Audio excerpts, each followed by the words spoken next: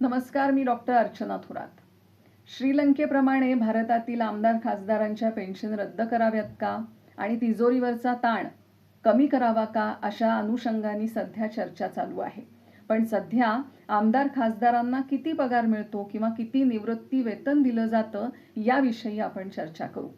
महाराष्ट्रातील आमदारांना साधारणपणे 2.5 ते 3 लाख रुपये दरमहा वेतन दिलं जातं, ज्यामध्ये त्यांच्या मूळ वेतनाचा म्हणजे 1,88,200 रुपयांचा समावेश आहे। त्याबरोबरीनं त्यांना टेलिफोन भत्ता, संगणक सुविधांचा भत्ता आणि स्टेशनरीसाठी भत्ते दिले जातात। त्याच अनुषंगाने त्यांना वैद्यकीय सुविधा असतील, मोफत प्रवास असेल, मग तो एसटी, रेल्वे आणि विमान प्रवास असेल तो त्यांना दिला जातो आणि पीए म्हणून, स्वीय सहाय्यक म्हणून ज्या माणसाची नेमणूक होते त्याचा पगारही शासनाकडून आमदारांना दिला जातो।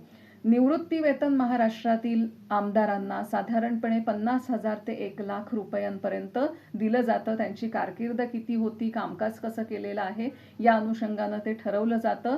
कराडचे माजी आमदार विलासकाका उंडाळकर हे 1,10,000 रुपये पेन्शन घेणारे मानकरी ठरलेले होते। आणि आता थोडंसं खासदारांकडे आपण वळूया।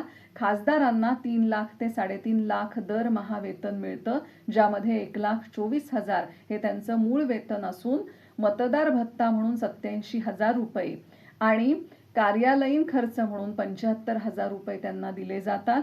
वैद्यकीय सुविधा, मोफत प्रवास, रेल्वेचा प्रवास आणि 34 विमान प्रवास त्यांना मोफत दिले जातात।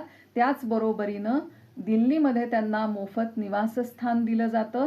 50,000 रुपये युनिट वीज ही मोफत दिली जाते आणि त्याचबरोबरीनं 4,000 किलो लिटर इतकं पाणी सुद्धा त्यांना मोफत पुरवलं जातं। या सगळ्या सुविधांचा लाभ घेऊन निवृत्त झाल्यानंतर त्यांची पेन्शन साधारणपणे 50 ते 60,000च्या घरामध्ये असते आणि हयात असेपर्यंत त्या आमदार खासदाराला आणि त्यानंतर त्यांचे जे वारस आहेत त्या वारसाला हयात असेपर्यंत पेन्शन सरकारकडून दिली जाते। तर कोट्यावधी रुपयांचा हा जो पेन्शनचा असेल वेतनाचा ताण आहे तो सध्या तिजोरीवर पडत आहे। या अनुषंगाने पेन्शन योजना रद्द करता येते का आणि वेतनामध्ये काही बदल करून तिजोरीवरचा ताण रद्द करता येऊ शकेल का, याविषयी चर्चा होणं गरजेचं आहे।